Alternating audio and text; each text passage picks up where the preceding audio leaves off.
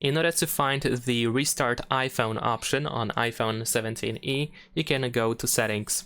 Over here in Settings, we should be able to proceed to Accessibility.